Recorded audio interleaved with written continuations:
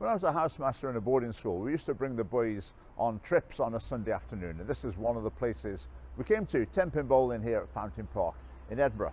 I'm just going to tell you a story about something that happened once.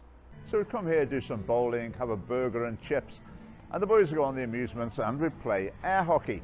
Now if you've ever seen these 10 or 13-year-old boys playing air hockey, it's pretty aggressive, pretty noisy, and it's great fun. So I was having a game with some of the boys. There were boys gathered around the table. Whoever was playing against me, they'd be cheering them on. And there was a boy there watching. It was a new boy, quite delicate, maybe a bit timid. Let's call him Tim, not the real name, let's call him Tim for this story. So I finished one game and I said to Tim, I said, right, you come on next, you play me. And he said, I'll play, but only if you're gentle. You have to do it really gentle with me. So I said, right, come on you go.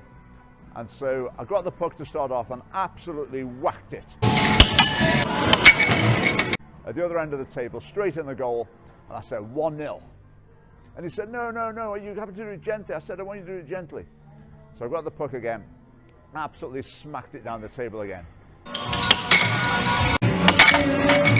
2-0, I said. He said, I'm not going to play if you're not going to do it gently. I'm going to go and do something. I said, you've got to do it gently. So I looked at him, did a quick risk assessment. I thought, he's going to burst into tears and storm off and sort of make a fool of himself. And I thought, no, I don't think he is. So I got the puck again, absolutely whacked it down at the table as before. And he looked at me and his face darkened. He was really, really annoyed with me. He was so annoyed, he got that puck and he absolutely whacked it down to my end of the table, and I whacked it back and he whacked it back. And the game was really good and all the boys started cheering him on. And we got to the end of the game, he was absolutely beaming. And all the boys were patting him on the back, saying, well done. And after that, I got another boy, said, right, you come and play him now, you can have a game with Tim. So another boy came on at the table, had a game with Tim, and I walked off, feeling that my job was done. I was feeling in that circumstance, my job wasn't Tim to be my pal, for him to be reliant on me. My job was to help him to fit in with the other boys, and on that occasion, I think that worked out pretty well. Now, another approach I might have taken in that situation is I might have played really gently with him. And then when I finished playing really gently, the other boys watching would probably have been thinking, oh, this is a bit pathetic. But they'd have kept their mouths shut, and then I could have got another boy and said, right, you come and play Tim now, but you have to do it really gently too. So I could have stayed and watched to make sure the next boy played really gently. Then later on, I could have said to that boy, well done for playing that game so gently with Tim. That was really kind of you. I could have taken that approach instead. Would that approach have been right?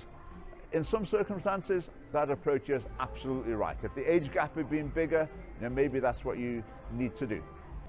Now, if I was teaching now, I think I would be really afraid to do what I did in that air hockey game with Tim. I would worry that he would probably be primed to think if the teacher doesn't do what you want, you go and complain about them. And if he had have complained, I would have worried that would have been seen as a disciplinary incident for treating a pupil like that. That would have been really bad. I wouldn't have dared to do it. So those two approaches, both of which have got value, I think what tends to happen in Scottish schools now is that one, the teachers feel that's the right thing to do, the other one, they wouldn't dare do it.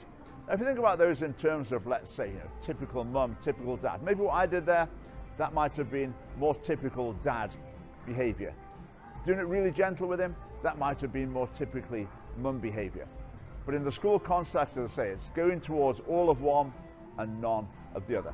That means, in particular, it tends to mean that male staff are feeling they can't really be themselves, do what they want to do, because they feel that's not really being a proper teacher. And I think that makes education unbalanced. And that doesn't help the kids, especially the boys.